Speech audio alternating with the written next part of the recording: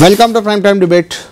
హైదరాబాద్ మెట్రోని తాము నడపలేమంటూ నిర్వహణ సంస్థ, మెట్రోని నిర్మించిన సంస్థ ఎల్ఎన్టీ చేతులు ఎత్తేసింది. ఇప్పుడు ఎల్ఎన్టీ చేతులు ఎత్తేయడంతో మెట్రో నిర్వహణ బాధ్యతను ప్రభుత్వం టేక్ ఓవర్ చేయాల్సి వచ్చింది. ఇప్పటికే చాలా నష్టాల్లో ఉన్నాం, ఇంకా మెట్రోను విస్తరించడం తమ వల్ల కాదంటూ ఎల్ఎన్టీ తేల్చి చెప్పడంతో ఆ నిర్వహణ బాధ్యత ప్రభుత్వమే తీసుకుంది. రెండో దశ నిర్మాణం కోసం అనువుగా ఎల్ఎన్టీ నుంచి మెట్రోని టేక్ ఓవర్ చేశామని ప్రభుత్వం చెప్తుంది. అదేవిధంగా ఇలాంటి నిర్మాణం మెట్రో లాంటి పనులన్నీ మేము వదిలేసాము, అందుకే సెకండ్ ఫేజ్ థర్డ్ ఫేజ్ మా వల్ల కాదంటూ మెట్రో చెప్పింది. కాబట్టి అందుకోసమే మెట్రో రైల్ నిర్వహణ తాము తీసుకున్నాం అనేది ప్రభుత్వ వాదన. అయితే దీనిపై బీఆర్ఎస్ వాదన మరోలా ఉంది. మెట్రో రైల్ని బెదిరించి మెట్రో రైల్ నిర్వాహకులను వాళ్ళని మెట్రో రైలుకున్న 280 ఎకరాల భూములపై కన్నేసి ప్రభుత్వం ఎల్ఎన్టీ సంస్థని బయటకు పంపించింది. ఇప్పుడు మెట్రో రైలుకున్న 13,000 కోట్ల అప్పులు, అదేవిధంగా 2,000 కోట్లు ఎల్ఎన్టీకి చెల్లిస్తుంది ప్రభుత్వం. అంటే ఓవరాల్గా 15,000 కోట్ల భారం ప్రభుత్వంపై పడబోతుందని చెప్తుంది. సరే, బీఆర్ఎస్ కాంగ్రెస్ వాదనలు ఎలా ఉన్నా, ప్రభుత్వ వాదన ఎలా ఉన్నా, మెట్రో రైల్ ఖచ్చితంగా 2017 నుంచి అంటే ఆల్మోస్ట్ 8 ఏళ్ల నుంచి హైదరాబాద్ నగరవాసులకు 69 కిలోమీటర్ల మేర సేవలు అందిస్తుంది. రోజుకు 5 లక్షల మంది దాదాపుగా ప్రయాణిస్తున్నారు ఈ మెట్రో రైల్లో యావరేజ్గా. ఇప్పుడు ఆ నిర్వహణ ఎలాంటి ఇప్పటివరకు ఎక్కడా పెద్దగా ఇబ్బందులు లేకుండా ప్రజలకు నిర్వహిస్తూ వచ్చింది. ఈ రోజు నుంచి అంటే నిన్ననే మెట్రో తప్పుకుంది, మెట్రో నుంచి ఎల్ఎన్టీ తప్పుకుంది. ఈ రోజు నుంచే ప్రభుత్వం టేక్ ఓవర్ చేసింది. ఇలా ఉండబోతుంది మెట్రో భవితవ్యం ఏంటి? మెట్రో ఇప్పుడున్న ఫస్ట్ ఫేజ్ సవ్యంగా నడుస్తుందా? సెకండ్ ఫేజ్ విస్తరణ జరుగుతుందా? ఏం జరగబోతుంది? ప్రభుత్వం ఏం చేయబోతుంది? మెట్రో రైల్ నిర్మాణ బాధ్యతలు కానీ, నిర్వహణ సెకండ్ ఫేజ్ నిర్మాణం కానీ, ఇప్పుడున్న మెట్రో నిర్వహణ కానీ ఎవరు చేయబోతున్నారు? ఇంకేదైనా కంపెనీకి ఇస్తారా? ప్రభుత్వమే నిర్మిస్తుందా? ఏం జరగబోతుంది? ఇదంతా కొంచెం హైదరాబాద్ గ్రేటర్ వాసుల్లో అయితే ఒక ఆందోళనకర అంశం. ఎందుకంటే మెట్రో రైల్తో చాలామంది, ముఖ్యంగా ఐటీ సాఫ్ట్వేర్ ఎంప్లాయీస్ అంతా కూడా మెట్రో రైల్నే వాడుకుంటున్నారు. కాబట్టి దానికి అటాచ్మెంట్ ఉంది వాళ్ళందరికీ. ఏం జరగబోతుంది? రేపటి నుంచి ట్రాఫిక్ సమస్య ఇండైరెక్ట్గా మెట్రోలో వెళ్ళకపోయినా రోడ్డుపై వెళ్ళే వారికి మెట్రో రైలుకి ఏదైనా ఇబ్బంది వస్తే రోడ్డుపై ట్రాఫిక్ జరుగుతుంది. ఇప్పటికే ట్రాఫిక్తో సతమతమవుతున్న పరిస్థితి. ఏం జరగబోతుంది హైదరాబాద్లో? గ్రేటర్ మెట్రో అనేది 69 కిలోమీటర్ల నుంచి ఇంకా 169 కిలోమీటర్లకు వెళ్తుందా, లేకుంటే 69 కిలోమీటర్ల నిర్వహణ ఇబ్బందికరంగా మారుతుందా? ఇదే అంశంపై చర్చిద్దాం ప్రైమ్ టైమ్ డిబేట్లో. మాతో పాటు జాయిన్ అవుతున్నారు చరణ్ కౌశిక్ యాదవ్ కాంగ్రెస్ పార్టీ నుంచి, కృషాంక్ గారు బీఆర్ఎస్ పార్టీ నుంచి, అదేవిధంగా దీపక్ రెడ్డి గారు బీజేపీ హైదరాబాద్ అధ్యక్షులు కూడా వారు. రైట్, చరణ్ కౌశిక్ గారు, కేటీఆర్ మాట్లాడింది విందాం. 2007లో వైఎస్ఆర్ ముఖ్యమంత్రిగా ఉన్నప్పుడు పీపీటీ మోడల్లో తెచ్చారు. అంతకుముందు మైటాస్ యాక్చువల్గా 30,000 కోట్లతో కట్టి మేమే రివర్స్లో డబ్బులు ఇస్తామని వాళ్ళు ప్రారంభించారు. సత్యం కంప్యూటర్స్ దివాలా తీయడం, తర్వాత మైటాస్ తప్పుకోవడం, ఎల్ఎన్టీ రంగంలోకి దిగడం, ఇదంతా చకచక జరిగిపోయాయి అనుకోండి. తర్వాత 2012లో మీ ప్రభుత్వమే, కాంగ్రెస్ ప్రభుత్వమే దీనికి భూమి పూజ కూడా చేసింది. తెలంగాణ వచ్చే నాటికి దాదాపు 20% పనులు కూడా పూర్తయినాయి. మిగిలిన 80% బీఆర్ఎస్ పూర్తి చేసింది, పట్టాలు ఎక్కించింది. చాలామందికి, మీరు కూడా చాలాసార్లు మెట్రోలో కూడా ఇక్కడికి మా డిబేట్ కూడా వస్తుంటారు అప్పుడప్పుడు. ఇంత యూజ్ అవుతున్న మెట్రోని ఇప్పుడు ఎల్ఎన్టీ వదిలి వెళ్ళిపోయే పరిస్థితి. దాంతో 15,000 కోట్ల భారం, వాళ్ళు చేసిన అప్పులు ఉన్నాయి, అవి కట్టాలి ప్రభుత్వమే, అది భారం పడుతుంది. సెకండ్ ఫేజ్ ఇంక 20,000 కోట్లు 30,000 కోట్లు అని చెప్తున్నారు. అదే కొత్త భారం. అవి పూర్తయితే ఎల్ఎన్టీకి నష్టాలు, ఫస్ట్ మెయిన్ పాయింట్ మెట్రోకి నష్టాలు వస్తున్నాయి అనేది పాయింట్. ఈ ఫస్ట్ ఫేజ్కే ఏడాదికి దాదాపు 600 కోట్లు 700 కోట్లు నష్టాలు వస్తున్నాయి అనేది లెక్క. 500 కోట్లని రకరకాలుగా చెప్తున్నారు. ఇప్పుడు ఏంటి అంటే, వాళ్ళు వెళ్ళిపోయారా, మీరు పంపించారా, అసలు మెట్రో ఎందుకు వెళ్ళిపోయింది? 2070 అంటే 2070 వరకు పీపీటీ మోడల్లో కాంట్రాక్ట్ ఉంది. నష్టాలు వచ్చినా భరిస్తూ వాళ్ళు నడపాల్సిందే మెట్రో రూల్ ప్రకారం. అయితే సార్, ఇప్పుడు రవాణా వ్యాపారమే ఓలుకున్నాం అని చెప్పి సీఎండీ గారు చాలా అయినా 2070 వరకు వాళ్ళు రవాణా చేయాల్సిందే. మొదటి ఫేజ్ సంబంధించి 2070 వరకు ఉన్నది వాస్తవమే. సెకండ్ ఫేజ్ కావచ్చు, థర్డ్ ఫేజ్ స్టార్ట్ చేయమని చెప్తే మేము రవాణా వ్యాపారంకి వెళ్ళిపోయినాం కాబట్టి మేము చేయలేమని చెప్పి చాలా స్పష్టంగా వారు ప్రకటించారు. అదే కాకుండా కేంద్రం కూడా రెండో ఫేజ్ కావచ్చు, మూడో ఫేజ్ సంబంధించి మీరు అనుమతి ఇవ్వండి అని చెప్పితే డెఫినేటివ్ అగ్రిమెంట్ ఉండాలని చెప్పి కేంద్రం చాలా స్పష్టంగా ప్రకటించింది. అంటే ఎల్ఎన్టీ సంస్థ కావచ్చు, రెండో ఫేజ్ మూడో ఫేజ్ చేసే సంస్థలు ముగ్గురు కలుసుకొని ఒక అగ్రిమెంట్ చేసుకున్న తర్వాత మేము కేంద్రం అనుమతిస్తామని చెప్పి చాలా స్పష్టంగా వాళ్ళు ప్రకటించారు. తర్వాత ఈ క్రమంలో మాట్లాడే క్రమంలో వాళ్ళ చైర్మన్ అయిన సుబ్రహ్మణ్యం గారు హైదరాబాద్కి వచ్చిండు. మేము మొదటి బేస్కి సంబంధించి మీకు నేనే కేంద్రమో రాష్ట్రమో తీసుకోవాలని చెప్పి ఇంట్రెస్ట్ ఉంటే మేము ఇవ్వడానికి సిద్ధంగా ఉన్నామని చెప్పి వాళ్ళు స్వచ్ఛందంగా ఒప్పుకున్నప్పుడు అంటే నష్టాల్లో ఉంది, నష్టపోతుంది, ప్రభుత్వం పబ్లిక్ ట్రాన్స్పోర్ట్ కాపాడే ప్రయత్నంలో మేము ఆర్టీసీకి ప్రతి నెల 300 కోట్ల రూపాయలు రాష్ట్ర ప్రభుత్వం రియంబర్స్మెంట్ చేస్తూ ఉంది. 50 రోజుల కాలం పాటు ధర్నా చేస్తే ఆర్టీసీ కార్మికులు ప్రైవేటీకరణ చేసే ప్రయత్నం ఆనాడు బీఆర్ఎస్ ప్రభుత్వం చేసింది కదా. కాంగ్రెస్ ప్రభుత్వానికి పబ్లిక్ ట్రాన్స్పోర్ట్ చేసే ప్రయత్నంలో నష్టాలున్న సంస్థలు లాభాలు తీసుకునే ప్రయత్నం కూడా చేస్తాం. ప్రభుత్వ రంగ సంస్థలన్నీ కూడా మేమే నెలకొల్పాం. హైదరాబాద్లో లాస్ట్ అవుటర్ రింగ్ కూడా అప్పనంగా 7,000 కోట్ల రూపాయలు కేటీఆర్ గారు అమ్మారు కదా, మేము అమ్మలే కదా. ఆ ప్రైవేట్ సమయం మొత్తం కూడా కాంగ్రెస్ ప్రభుత్వం ఆయనలో పూర్తయింది. దాని కేటీఆర్ గారు 7,000 కోట్ల రూపాయలకు మహారాష్ట్ర సంబంధించిన సంస్థకు అప్పచెప్పారు. దేశంలో అన్ని ప్రభుత్వ రంగ సంస్థలు కూడా కాంగ్రెస్ ప్రభుత్వం ఆయన నిర్మించబడ్డాయి.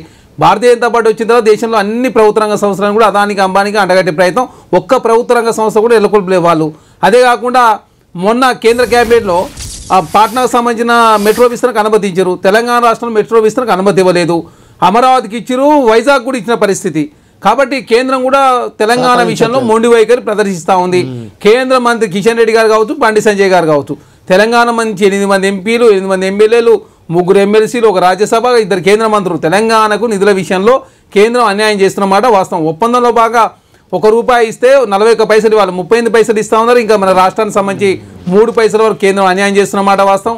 మెట్రోకు ప్రత్యేక అనుమతులు ఇవ్వకుండా ఏకంగా అమరావతికి అయితే 50%, ఎందుకంటే కేంద్ర ప్రభుత్వం కేంద్రమే 50% భరించి ఏకంగా అమరావతికి అనుమతించిన పరిస్థితి మనం చూసినాం. కాబట్టి ఎల్ఎన్టీ సంస్థ వెళ్ళిపోయి వాళ్ళు స్వచ్ఛందంగా తప్పుకుంటూ కేంద్రం కానీ రాష్ట్రం కానీ తీసుకుంటాం అంటే మేము ఇవ్వడానికి సిద్ధంగా ఉన్నామని చెప్పడంతో 13,000 కోట్ల రూపాయలు ఎల్ఎన్టీ సంస్థ సంబంధించిన అప్పులు రాష్ట్రం బదలాయింపు చేసుకుంటా ఉంది. ఈక్విటీ షేర్ కింద ఇంకో 2,000 కోట్ల రూపాయలు 200 ఎకరాలు ఆల్రెడీ రాష్ట్ర ప్రభుత్వం ఇచ్చింది. దానికి సంబంధించిన విలువ ఇవన్నీ క్యాలిక్యులేట్ చేసినప్పుడు ఖచ్చితంగా దానికి ఈక్వల్ అవుతుంది. కాబట్టి ఖచ్చితంగా ప్రజలకు ప్రయోజనకరంగా ఉండాలంటే ఖచ్చితంగా మెట్రో 2 కావచ్చు, మెట్రో 3 విస్తరిస్తేనే హైదరాబాద్. అదే కాకుండా మీరు చూస్తూ ఉన్నారు ఈ 9 సంవత్సరాల కాలంలో ఒకనాడు హైదరాబాద్ మెట్రో దేశవ్యాప్త మెట్రో రైలు నెట్వర్క్లో 2వ స్థానం, ఈ రోజు 9వ స్థానం సార్. 9వ స్థానం. మీరు ఆయనలో 1 కిలోమీటర్ కూడా పెంచకపోవడం మూలంగా హైదరాబాద్ మెట్రో 9వ స్థానాన్ని పడిపోయింది. అదే కాకుండా 3,000 కోట్ల రూపాయలు ఇవ్వాల్సినటువంటి ఆనాడు కేసీఆర్ గారు 900 కోట్ల రూపాయలు ఇవ్వడం, 2,100 కోట్ల రూపాయలు ఇవ్వకపోవడం మూలంగా కూడా మెట్రో కొంత ఇబ్బందికర పరిస్థితి ఏర్పడదు. కాబట్టి మెట్రో ద్వారా లాభం లేదని చెప్పి వాళ్ళు గ్రహించరు ఏమో తెలియదు. కానీ దేశవ్యాప్తంగా వాళ్ళు రవాణా వ్యాపారం నుంచి వాళ్ళు అసలు తప్పుకున్నామని చెప్పి చాలా స్పష్టంగా ప్రకటించారు. రైట్.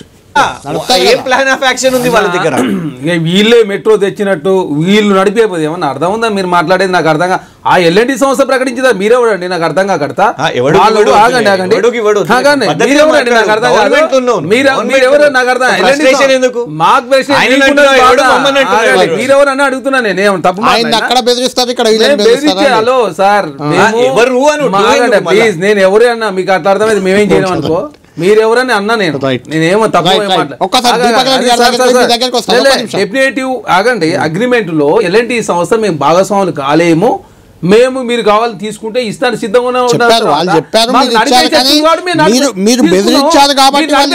కాబట్టి మీరు అపనంగా అవుటర్ కూడా మీరు మాట్లాడితే ఎట్లయితే. అదే కాకుండా సార్ ఆనాడు మీరు 7 కిలోమీటర్ మేము వేసినాం అని చెప్తా ఉన్నాం. మరి 2వ స్థానం ఎట్లుంది దేశంలో? ఈ రోజు 9వ స్థానం ఎట్లయింది కదా? ఎక్కువ కిలోమీటర్ వేరే రాష్ట్రాల్లో వేసుకున్నారు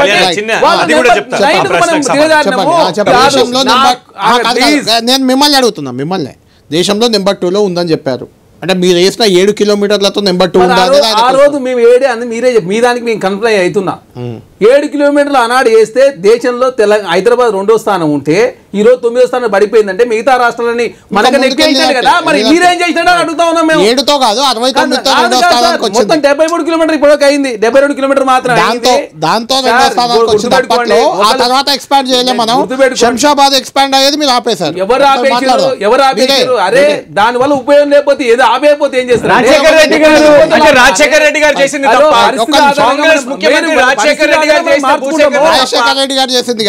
ఎవరైనా రాజశేఖర్ గారు ఇంకొకరు ఉన్నా మనం వయబిలిటీ వెరీ ఇంపార్టెంట్. దానిలో భాగంగా ప్రజలు చరణ్ గారు ఏమీ లేని ఎందుకు నెత్తిన మోస్తున్నారు అనేది అనుమానం. ఒకటి 280 ఎకరాల భూములపై కన్నేశారు, వాళ్ళ షాపింగ్ మాల్స్ పై కన్నేశారు అనేది మీపై వస్తున్న ఆరోపణ. సార్ 260 ఎకరాలే, 280 కూడా కాదు, 280 అని చెప్పారు. 10-20 ఎకరాలు పబ్లిక్ ట్రాన్స్పోర్ట్ మాట్లాడుతున్నాం. ఆగండి. రీసెంట్ గా ఒక సర్వే చాలా స్పష్టంగా ప్రభుత్వము చేసింది. హైదరాబాద్ లో పబ్లిక్ ట్రాన్స్పోర్ట్ 70% ఉండాలి. 35% మాత్రమే హైదరాబాద్ ఉండడం మూలంగా ట్రాఫిక్ జామ్ అవుతా ఉంది. కాబట్టి మెట్రో విస్తరించాలని చెప్పేసి సెకండ్ కావచ్చు థర్డ్ విస్తరిస్తే ఈ 70% పబ్లిక్ ట్రాన్స్పోర్ట్ అయితే అని చెప్పేసి దానిలో భాగంగా ఎల్ఎన్టీని విస్తరించే ప్రయత్నం చేయమని చెప్తే వాళ్ళు మేము తప్పుకున్నాం అని చెప్పిన తర్వాత మరి తప్పుకున్నప్పుడు నాకు ఒక డౌట్, ఒక నగర పౌరుడిగానే అడుగుతున్నాం మిమ్మల్ని క్వశ్చన్, జర్నలిస్ట్ కూడా కాదు. శంషాబాద్ మెట్రోకి ఎందుకు ఎల్ఎన్టీ ముందుకు వచ్చింది, ఇప్పుడు మీ సెకండ్ ఫేజ్కి ఎందుకు తప్పుకుంది సార్? వాళ్ళు ఎందుకు తప్పుకురు అనేది బలగా ఉన్నది. మీరు తెలియాలి కదా, అంటే ఎందుకు వాళ్ళు అక్కడ ఎందుకు సార్ ఎల్ఎన్టీ సంస్థని ఎవరైనా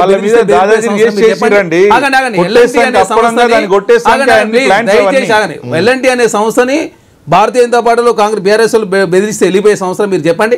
ఎల్ఎన్టీ అనే సంస్థ చాలా పెద్ద సంస్థ, పబ్లిక్ లిమిటెడ్ కంపెనీ. అది అంత పెద్ద సంస్థనే బెదిరించాలని కదా అనవసరం బట్టగాసి మీదేసే ప్రయత్నం ప్రజల కోసం ఏదైనా చేయడానికి ప్రభుత్వం సిద్ధంగా ఉంటే మెట్రో రైలు కాంగ్రెస్ లో నిందలేస్తే హర్షించాలి కదా. మరి ప్రభుత్వము ప్రజలకు అందుబాటులో ఉండాలని ప్రభుత్వం నిర్వహిస్తా ఉంది. అంటే ప్రభుత్వం నిర్వహించదు. అదానికి అమ్మానికి అంటగట్టాలి భారతీయ జనతా పార్టీ హర్షించాల్సింది పోయి తప్పు పడుతున్నారు అన్నది ఎందుకు తప్పు పడతారు అడుగుదాం. మీరు హర్షించాలి కదా, ఎందుకు తప్పు పడుతున్నారు? చేసే విధానం తప్పు అని చెప్తున్నాను. చేసే విధానం తప్పు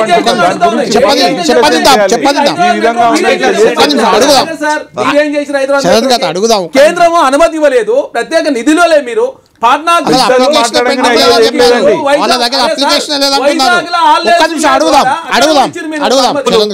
చరణ్ గారు ఇలాంటి చాలా సార్లు బీఆర్ఎస్ అధికారంలో ఉన్నప్పుడు కూడా ఇలానే నష్టాల్లో ఉంది, వెళ్ళిపోతాం అని బెదిరించింది.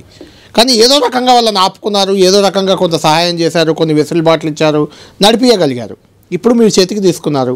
ఒకవేళ రేపు మెట్రోను నడపడంలో ప్రభుత్వమో సర్కారో లేకుంటే ఇంకొచ్చే కంపెనీో ఏదైనా విఫలమైన ఎక్స్పాన్షన్, మీరు 3 ఏళ్ళే మీకు అధికారంలో ఇంక ఉండేది, ఆ తర్వాత మళ్ళీ రావచ్చు, అది వేరే విషయం. ఈ 3 ఏళ్లలో ఎక్స్పాన్షన్లో మీరు ఫెయిల్ అయినా అది మీ ప్రభుత్వానికి కాంగ్రెస్ సర్కార్కి ఇబ్బంది కదా. సార్ ప్రభుత్వ రంగ సంస్థలు ఎవరు నెలకొని మీరు రైల్వే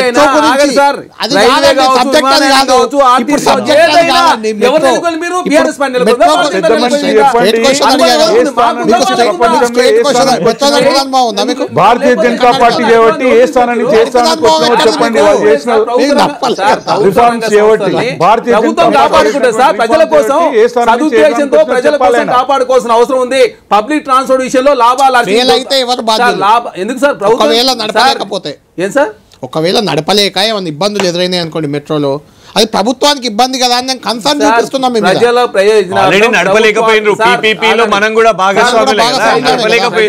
ప్రయోజనార్థం అందరూ భాగస్వాములు కావాల్సిందే, దాన్ని సక్సెస్ఫుల్ నడిపించాల్సిందే. పబ్లిక్ ట్రాన్స్పోర్ట్ ప్రజలకు మనం మెరుగైన సౌకర్యాలు కల్పించాలి కదా, అది ప్రభుత్వ బాధ్యత. థ్యాంక్ యూ దీపక్ రెడ్డి గారు. చూడాలి మరి మెట్రో రైలు ఇప్పటి వరకైతే 2014లో 7 కిలోమీటర్లతో మొదలైన మెట్రో ఇప్పుడు 72 కిలోమీటర్ల వరకు వచ్చింది. విజయవంతంగా నడుస్తుంది. ఎక్కడో 1-2 ఇబ్బందులు తప్ప రోజుకు 5 లక్షల మంది ప్రయాణికులను చేరవేస్తుంది. హైదరాబాద్లో ట్రాఫిక్ సమస్యకి ఇంకా చాలా ఎక్కువ ట్రాఫిక్ సమస్య ఉన్నా కొంతవరకు ఇది సొల్యూషన్ చూపించింది. ఇలాంటి మెట్రో రైలు భవితవ్యం ఏం కాబోతుంది, ఎక్స్పాన్షన్ అయ్యి ఇంకా ప్రజలకు మరింత సేవలు అందిస్తుందా, లేకుంటే ఉన్న మెట్రో రైల్నే అంటే మొదటి ఫేజ్నే నడపలేక ఇబ్బందులు ఎదురవుతాయా, ఏంటి హైదరాబాద్లో ఉన్న మెట్రో భవితవ్యం ఏంటి అనేది కొద్ది రోజులైతే కానీ మనం ఏం చెప్పలేం. చూద్దాం ఏం జరగబోతుంది, హైదరాబాద్ మెట్రో రైలు పరిస్థితి ఏంటి అనేది చూద్దాం. ఇది ప్రైమ్ టైమ్ డిబేట్.